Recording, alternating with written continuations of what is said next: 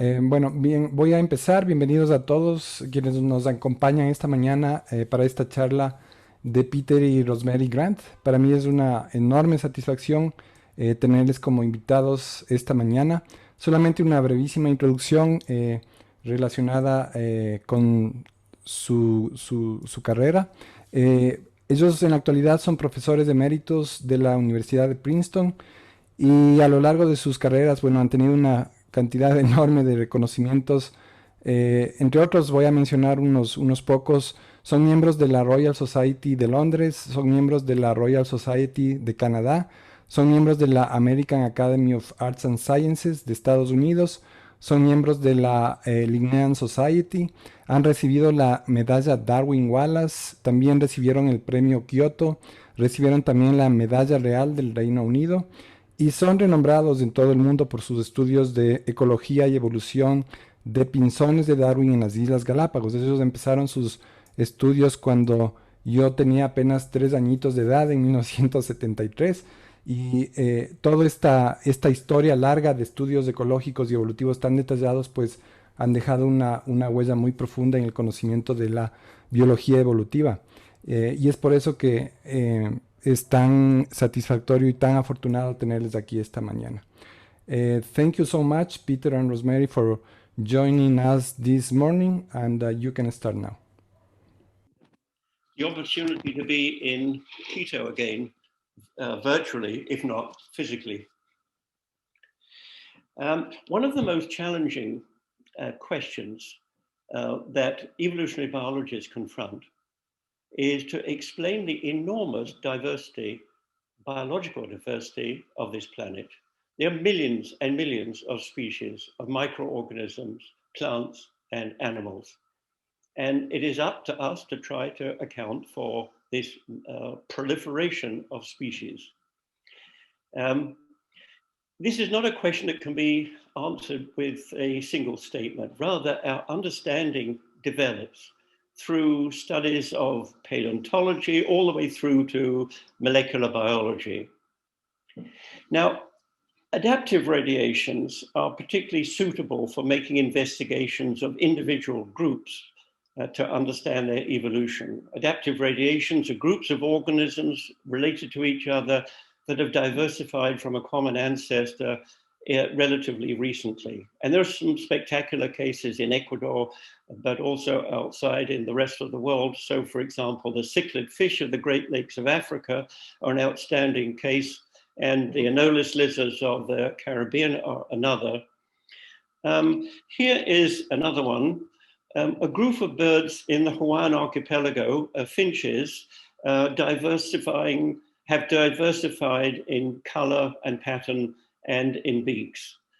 And unfortunately, half of these have become extinct as a result of human activities. So our chosen group, Darwin's finches in the Galapagos, doesn't suffer from that disadvantage and is a relatively small and relatively easy group to study. 18 species have evolved from a common ancestor in the last 1 to 2 million years, according to mitochondrial DNA dating. So it's a young radiation in a relatively pristine environment, and a dynamic one, as I'll illustrate in a moment. It's a radiation that is principally morphological and ecological.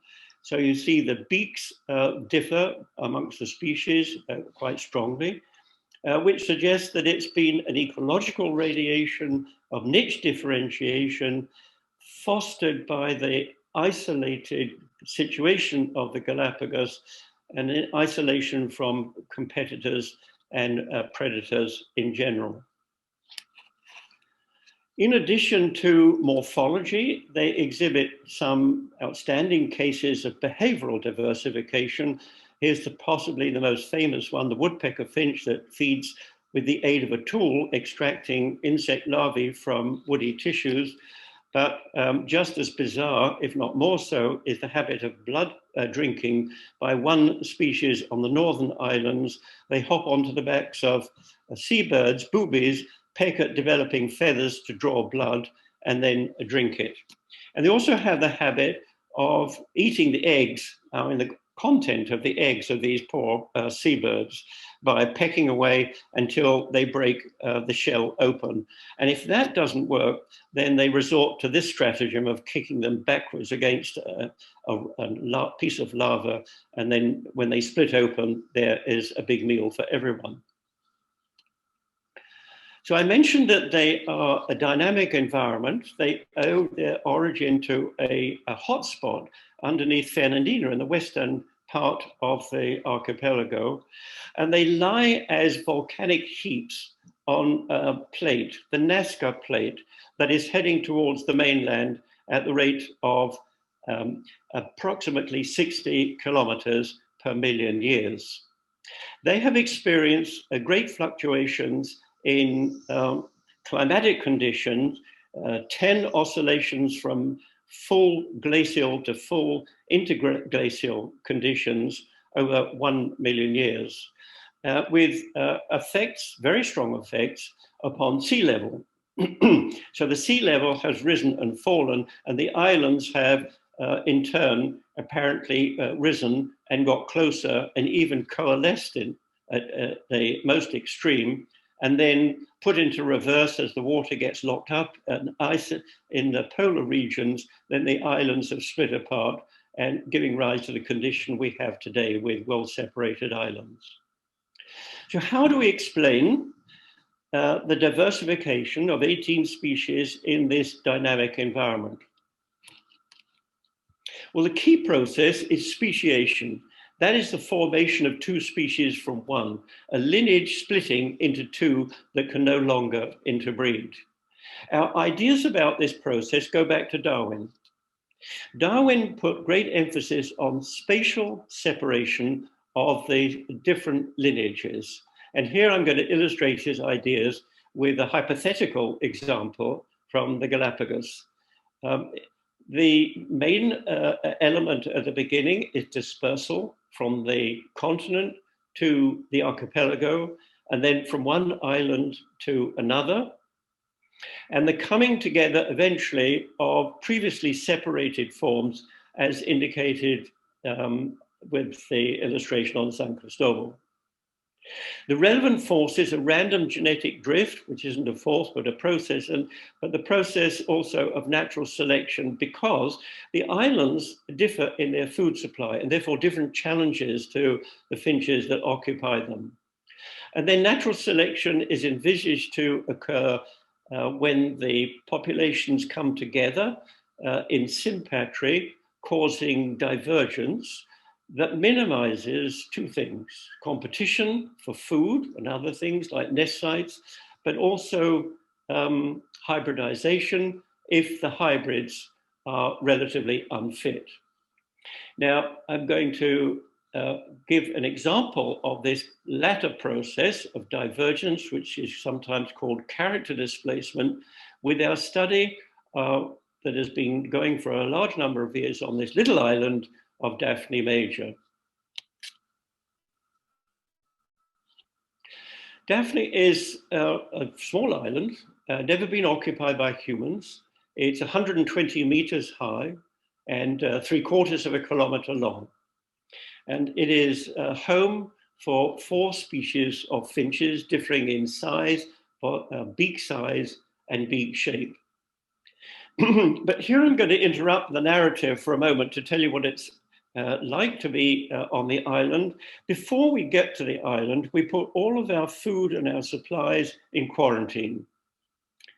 The island itself is a fairly rigorous topography. There's a crater in the middle where the seabirds, boobies, nest. We sleep in a tent. That's one of the few flat parts on the island. We cook in a cave. We, like many other people studying birds, we put up nets to capture the birds. They are unharmed. We take them out. We remove them to a shady cave, and we take measurements. And then we put bands on them in unique combinations so that when we let the bird go, we look at the leg bands and we can identify each bird as an individual. But before we do that, Rosemary takes a little drop of blood much as nurses do with newborn babies for blood typing later, and we take the blood back to North America for DNA analysis. So back to the finches, there are small, a medium, and a large ground finch, and a cactus finch. You see average beak length and beak width for all of the populations of scandens here, for example, the cactus finch. The Daphne population is about 50 breeding pairs, and the Daphne population of Fortis is approximately, on average, it fluctuates, but about 100 pairs, 100 breeding pairs. Fortis is a generalist sparrow-like bird. By banding hundreds of these birds uniquely, and because we had them measured, watching what they do and relating their food to their measurements, we were able to determine that birds seen feeding only on small seeds have small beaks, whereas those feeding on small, medium, and large seeds have large beaks. So the species is a generalist seed eater, but there's some degree of individual specialization. Scandens, in contrast, is a specialist. All birds do the same thing. They're specialists in feeding on cactus products, and they're specialists in drilling open a hole in fruits, removing the seeds, cracking them open, and extracting the kernels from the inside for their nutrition. Now, are these birds evolving? That's the question.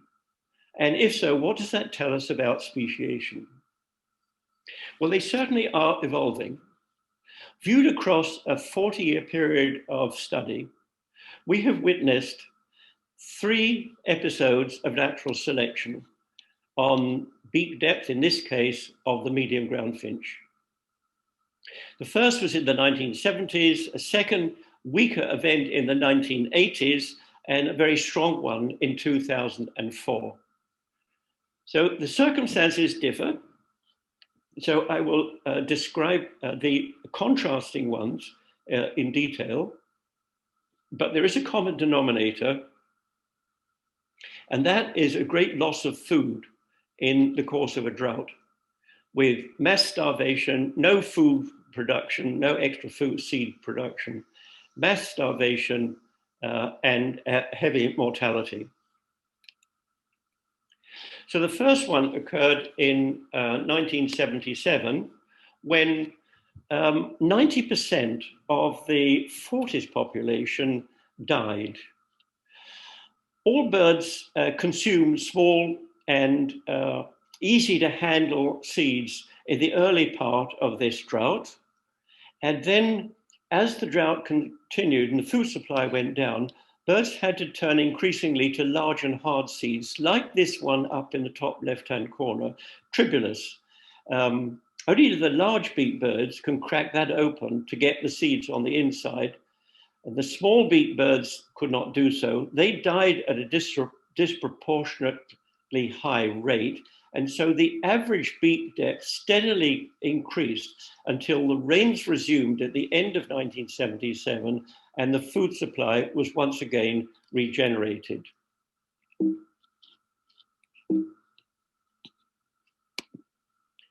Natural selection had occurred. Now, for evolution to occur, there has to be genetic variation underlying the variation in the selected trait.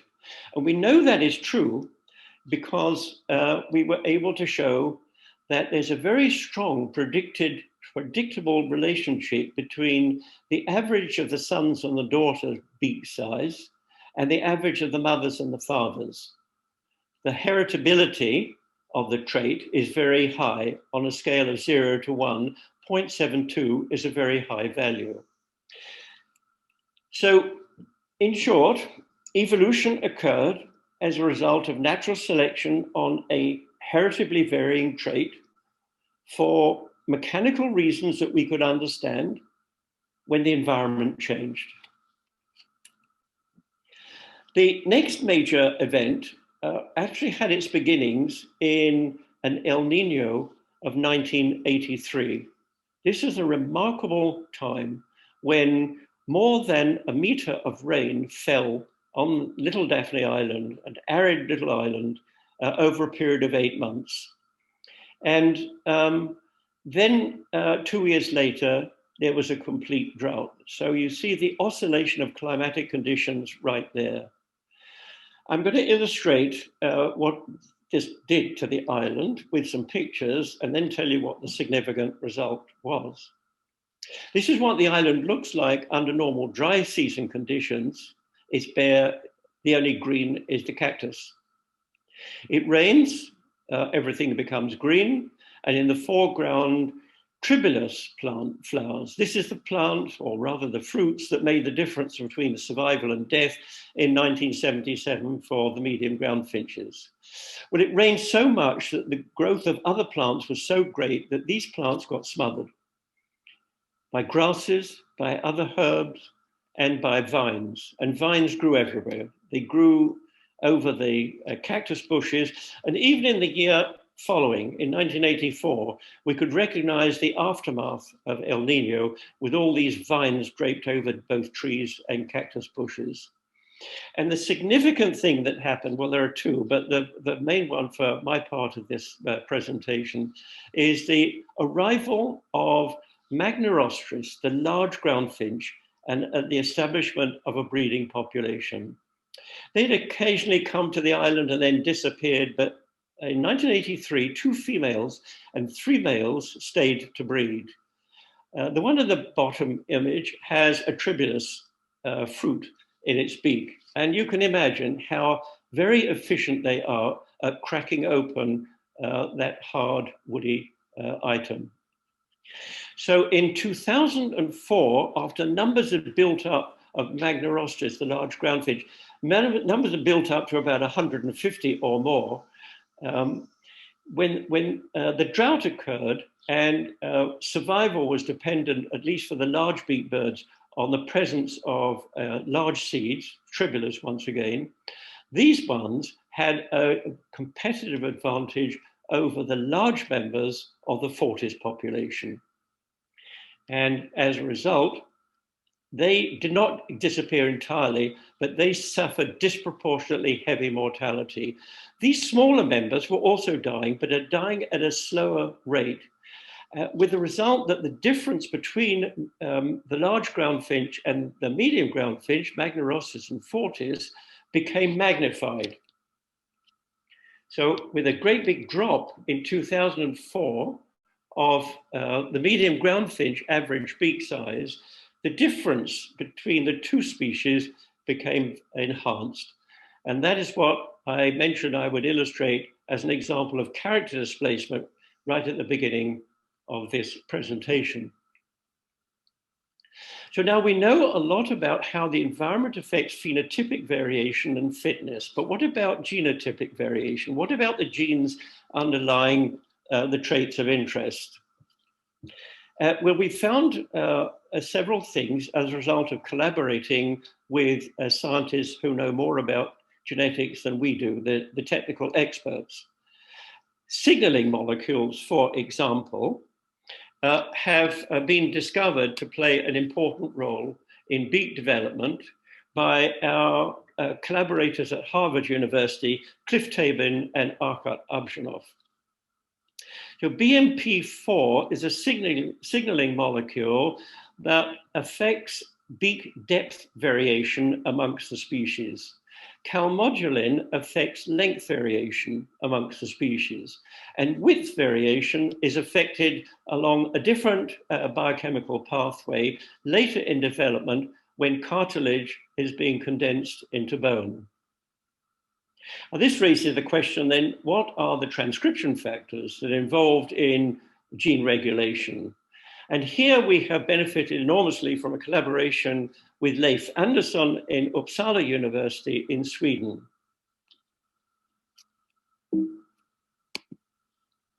So I'm going to explain how they found genes affecting beak size and beak shape with this simple diagram.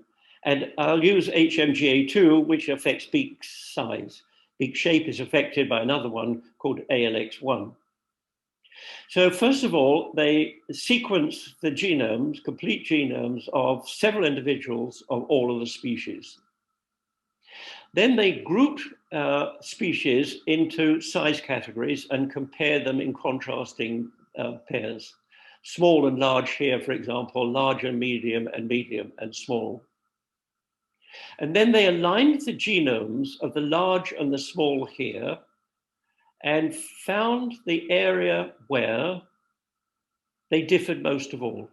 And this is the region which has 4 genes, one of which, HMGA2, is known to affect size variation in dogs and cats and rats and mice and rabbits and us, humans.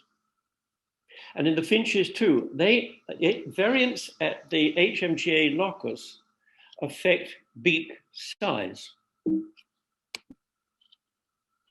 So one variant we call the LL is associated with large beaks. Another one we call SS for small is associated with small beaks. And the heterozygotes, the intermediates, are associated with intermediate beak sizes. And the interesting thing is that during the character displacement event that I described, survival was related to genotype as well as to phenotype. So you could see this by comparing the LL genotypes with its survival of only 30%, and the SS survival, small birds with small SS genotype, having a much higher survival rate.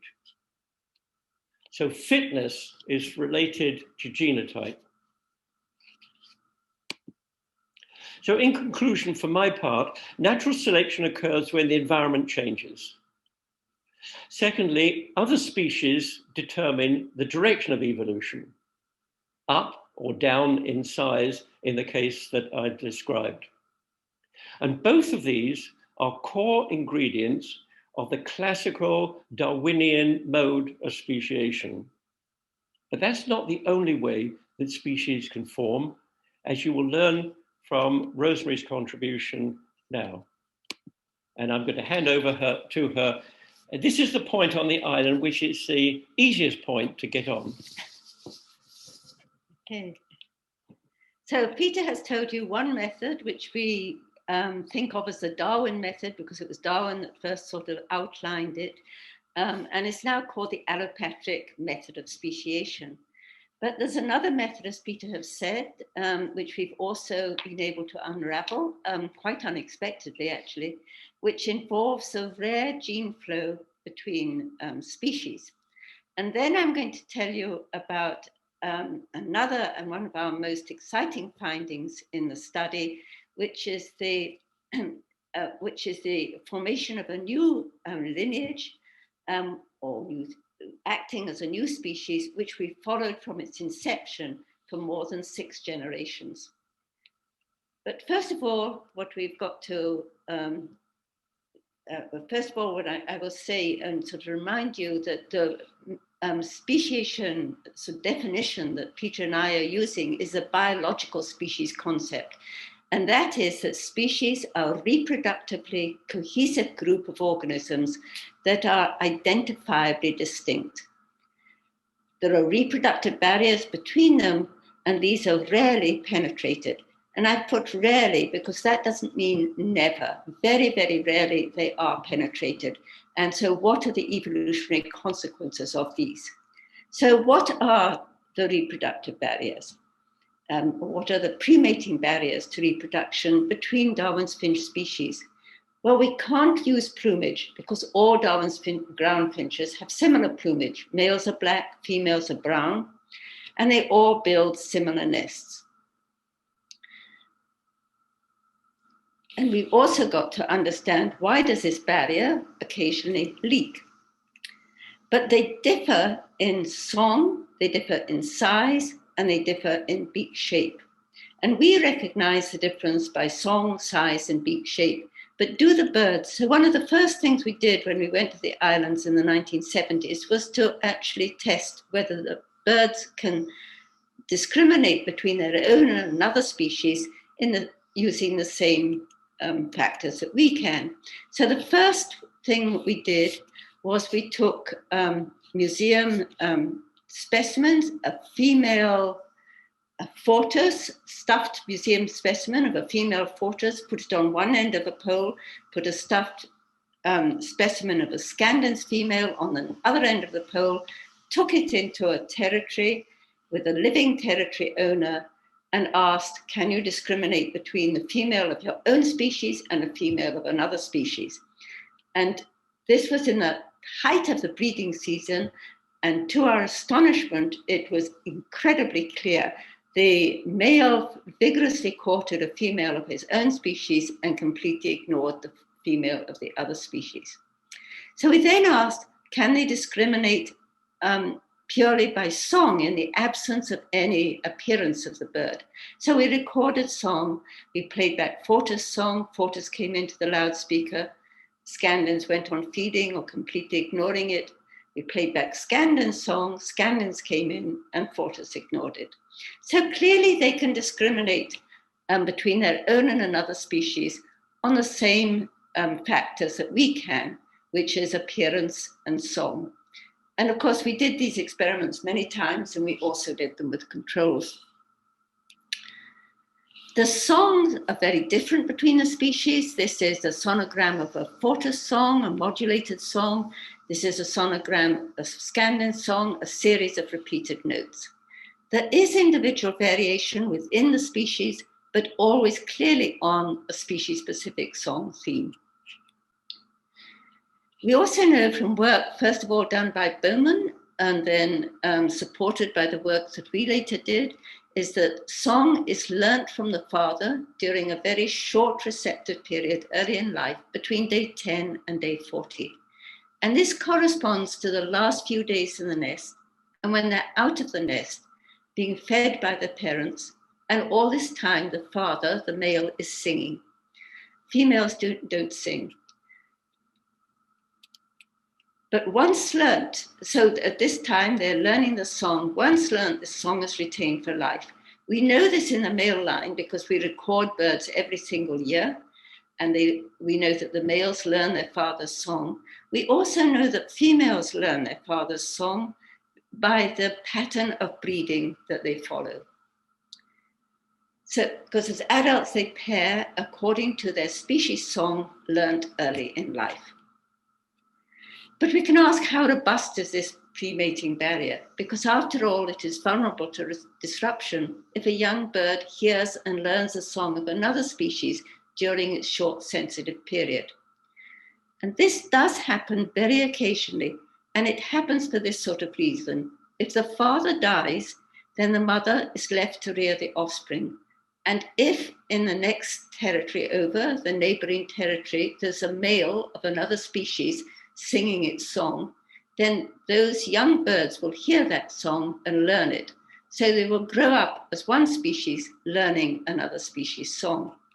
And this does happen occasionally. It happens very occasionally, but it happens about 1% of every breeding season. The colonization of Magnorostras that Peter told you about gives us an opportunity to test this. Now, Magnorostras, as Peter explained, came onto the islands in 83, built up a large population. It's a very large bird. It's a 32-gram bird, whereas fortis is 17 grams. And Scandens is about 20 grams. So it's almost twice the size, and it's extremely aggressive. But over the years, we had 8 fortis and 2 Scandens that learnt and sang a Magnorostras song. So this is a Magnorostras song down here. This is one of the fortis that sang a Magnorostras song. The normal fortis song is here. One of the Scandens that sang a Magnorostras song, and the normal Scandens is here. Now, it turns out that none of these birds bred with a Magnorostras.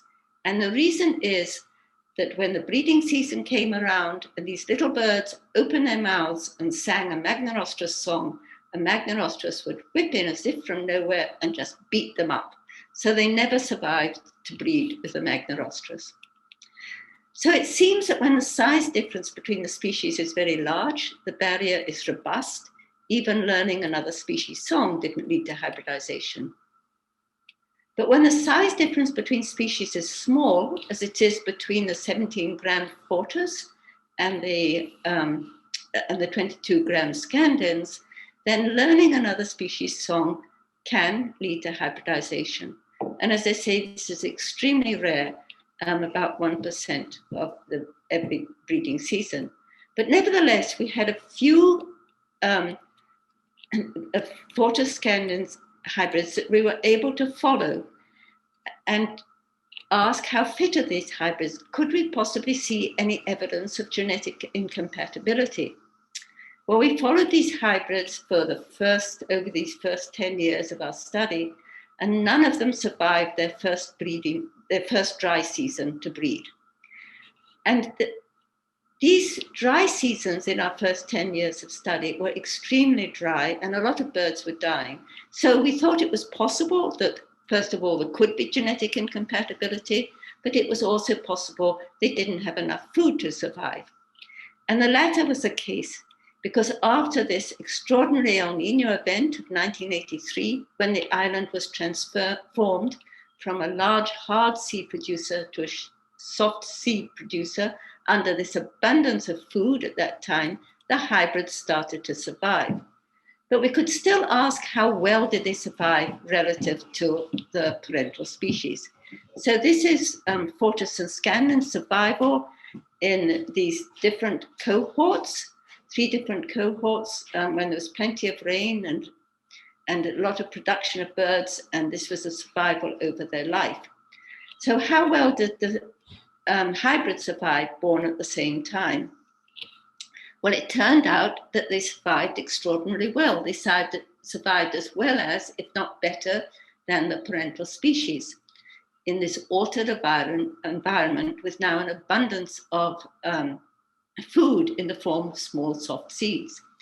So we had no sign of genetic incompatibility. They produced as many eggs, they produced as many offspring, and they produced as many recruits. But how did they pair? Well, they followed the rule that was established. You pair according to the song that you learned early in life. So we had genetic exchange going both ways, from Fortis into Scandens and Scandens into Fortis. Although it was mostly from Fortis into Scandens, and I'll explain why in a moment. But immediately there was a change in beak shape in Fortis. It became more pointed and more Scandens-like and stayed that way.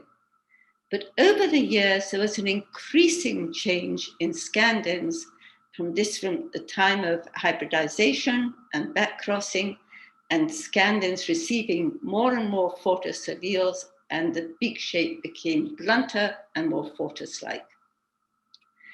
So we can look at this in another way. We can look at the beak differences between Fortis and Scandens, and this is before hybridization. And then as soon as hybridization started, and the beak size difference became smaller and smaller and smaller between the species, and also in body size. So the 2 species, Fortis and Scandens, were fusing and becoming more similar to each other. But we wanted to know whether specific alleles that could have contributed to this change in beak shape. So we had all the blood samples from before and afterwards stored away in a -20 freezer, and we sent these across to Leif Anderson's lab. And they took these blood samples and they compared, just as Peter had shown you before, they compared all the blunt beak birds with all the pointed beak birds in actually all the different species. And they came up with this transcription factor, ALX1, which was known from humans to be very important in cranial facial development, because a mutation in ALX1 is actually largely responsible for cleft palate in humans. Now, in our birds, it comes in 2 varieties. It comes in ALX1B, which was in the blunt form, with the blunt beak forms like Magnorostris and Fortis, and then ALX1P, which was a pointed form, which was in Scandens and other pointed birds like Difficillus, for example. So they were able to track these genes going across from one to the other. And the way that they did this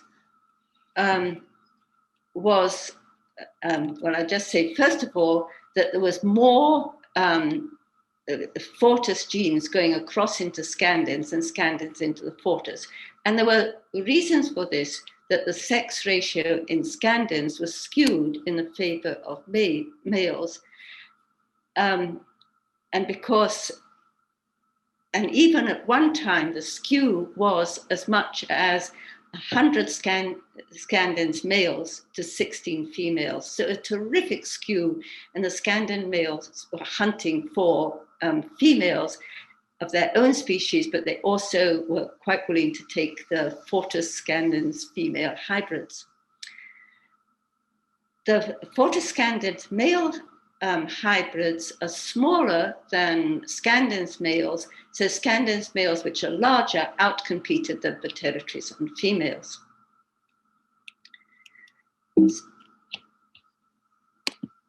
So what Leif Anderson and his group did was they grouped these blood samples into fortis early, before hybridization, and then 30 after hybridization that were pointed, and 30 that were blunt. And they did the same with scandens. Scandens before hybridization, and then late, meaning after hybridization, pointed and blunt. And then what they did is a neighbor joining phylogenetic tree based on the SNPs from the blood samples. And they saw a major shift in the autosomes, as we would expect, in scandens towards fortis. And also, as we would expect, they saw a major shift in the mitochondrial DNA in scandens towards fortis. But when they looked at the Z chromosome or the sex chromosome, and remember that in birds, the female is a heterogametic set, they found that the Z chromosome had been left behind, or there was reduced gene flow on the Z chromosome. Now, in all other studies, as soon as you see this, you think, aha, this contributes to genetic incompatibility. We have genetic incompatibility. And this is from Haldane's rule and the large Z effect and the faster Z evolution. But we know that actually you get this pattern not necessarily because of a genetic incompatibility, but just because of the way they paired. So the most intriguing thing is, could social incompatibility possibly be a first step in the evolution of genetic incompatibility? And I think this is a fascinating question, and one that we hope to follow up. So however that turns out, the genetic and morphological variation now in scandens has increased enormously. These birds were all taken out of the same net in 2012. The scandens at the top has a long pointed beak and is exactly like the scandens in measurements before hybridization started.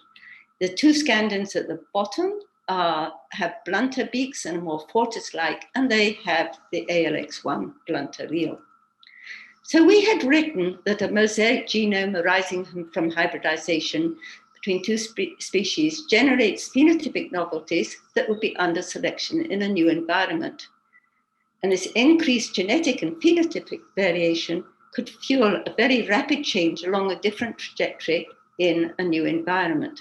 And we never, ever thought this would happen. And we never thought we'd be able to see it on the Galápagos, but we did. And we saw it in this. This bird arrived on Daphne. It looked very like a fortis, but it looked like a blown up fortis. Fortis is 17 grams. This was 28.5 grams. It arrived as a young bird, and when it began to sing the next year, it had a completely unique song that had never been heard before. And it took ages to get a mate. After about 2 years of trying, finally at the end of one breeding season, and I should say it was a big bird, It had a beautiful territory. It managed to get a beautiful territory, but it couldn't get a mate. It, after all, was all the wrong size. It was all the wrong shape, and it had completely the wrong song. But at the very end of the second year, a female tortoise had lost her mate, and she went into this beautiful territory and paired up with this bird, which we had banded 5110, and they produced a large number of offspring. This bird we found out from genetic studies was actually a conirostris that had come all the way to Daphne, somehow. We don't know how. But anyway, it paired up with this tortoise, produced a large number of offspring. We followed these offspring. All of them showed genetic transmission from 5110, and all the males sang 5110's peculiar song. And then along came this 2.5-year drought that Peter told you about, where 90% of the birds on the island died, and all these birds went out except for 2. These 2, a brother and a sister, an inbred brother and sister. 2.5 years later, when the rains came back, the brother and sister bred with each other, produced 26 offspring, and all but 9 of them survived and bred. So he had a daughter breeding with her father, a son breeding with his mother, and the rest of the sibs breeding with each other to produce more offspring, to produce more offspring. All the male, we took blood samples from all these, all the birds showed genetic transmission from 5110, all males sang 5110 song, and all were large like 5110. The genome-wide inbreeding coefficient marched steadily upwards as we would expect, so they were getting steadily inbred, but there was still, and still is, quite a lot of genetic variation. But what is intriguing is that if we look at conirostris, the population that 5110 came from, and look at a plot of bill size over body size, it lies here. The tortoise lies here, and what we now call the big birds lie here. So they're displaced, and they have a relatively small head and small bill. They have a relatively large head and large bill on a small body. So I'll say that again because I made it. On a small body, they have a large head and a large bill. They follow Magnorostris around eating tribulus. And so we wanted to know how efficient they were compared with Magnorostris at eating tribulus. And we found that they were just as efficient at eating tribulus. So if there's yet another drought and tribulus is left behind, then they'll probably do very well in competition with Magnorostris because they're just as efficient at dealing with it, and having a smaller body, they would require less food. So this new lineage is behaving as a separate species for 3 reasons. First of all, it differs in size. It's much larger than Fortus, its nearest relative. And also we can look at a plot of bill length and bill depth, and compared with the other birds on the island, Magnorostris arrives here, Fortus is here, and the big birds lies in between. They differ in song. Here's 3 generations of the big bird song, very different from Fortus song, Scandin song, and Magnorostris song. The pairs hold contiguous territories which overlap with Fortus, Scandins, and Magnorostris. The blue dots are the territories before. Can you shut the door? Sorry, we have a terrific noise outside from, I think, and so I'm just asking Peter to close the windows. So the pairs, the blue dots are the territories before the drought. The red dots are territories after the drought. And these territories overlap with Fortus, Scandins, and Magnorostris, who ignore them and who are ignored by them. Thus, the new lineage is functioning as a separate species. Will it die out through inbreeding depression? Well, it might. Will the genetic variation be augmented through gene exchange? This also might happen, but so far They're doing extremely well, and we have seen no gene exchange. So whether it survives or not, this new lineage gives us insight into how a new species could arise and either persist or become extinct. So in summary, when we first went to the islands in 1983, we had two species that were completely separate, Fortis and Scandens, and they remained this way for 10 years. Then we had this enormous El Nino event of 1983, which completely altered the environment. Fortis and Scandens hybrids began to survive and backcross, and the two populations began to fuse. Magnorostris came in at this time, outcompeted the largest Fortis, which was lying here, and the big bird lineage moved in here. So we've been able to show two methods of speciation. One, the allopatric method, which we think of Darwin's method, and Peter told you about. And then we've also seen how hybridization in a new environment can lead to a new lineage, the big bird lineage. So how important is this gene flow between species that might lead to different species? How important is it as a source of variation for adaptation to a new environment? Well, it used to be thought not to be very important, except that it was known that it could happen possibly in plants. But now it's become realized that it's enormously important. It happens everywhere. It happens in bacteria with horizontal gene transfer between bacteria. It happens in plants, and it happens in all groups of animals, from fish, amphibians, reptiles, and even into mammals, and even to us humans, where Svante Pääbo and his group has shown that it's been a source of variation used in adaptation to new environments. So it was with introgression between Denisovans, Neanderthals, and our early modern human lineage. And we have even seen that variation that occurred in the Neanderthal lineage has been very important in us adapting to climate in Europe, in Asia, North America, and South America. In fact, just a few weeks ago, there was a paper showing that there was a genomic region associated with protection against severe COVID-19. Actually, it was inherited from Neanderthals. So we thank, of course, our many graduates, the Galápagos National Parks and Darwin Research Station and our funding agency. None of this could have been done without them, and particularly our graduates and our collaborators. So we have shown that there has been an incredible diversity and change.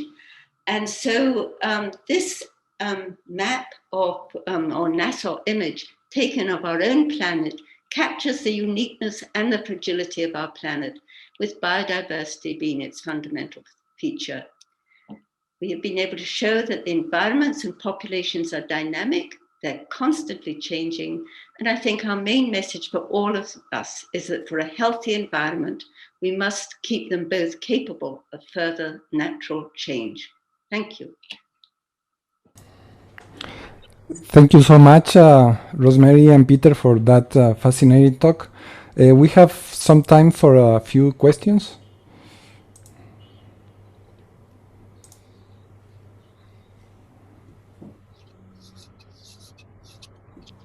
Juan Francisco.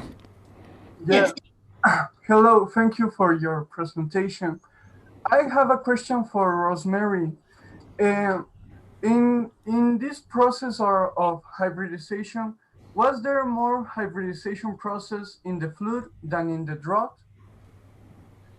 Sorry, was there more hybridization in the flood? In the flood. In the flood and the drought.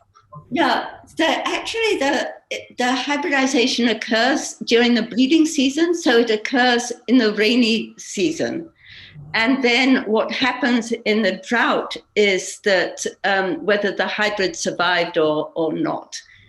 So the hybridization itself occurs during the breeding season, and the breeding season only occurs when it's raining. In years where there's no rain, there is no breeding. So we can go for, well, we went for 2.5 years without any breeding at all. And then, but in other times, in other droughts, there's just no breeding. The birds don't even start singing. Yeah. Okay, thank you. I have a very general question. You started working in Galapagos since 1973. It's a very long time.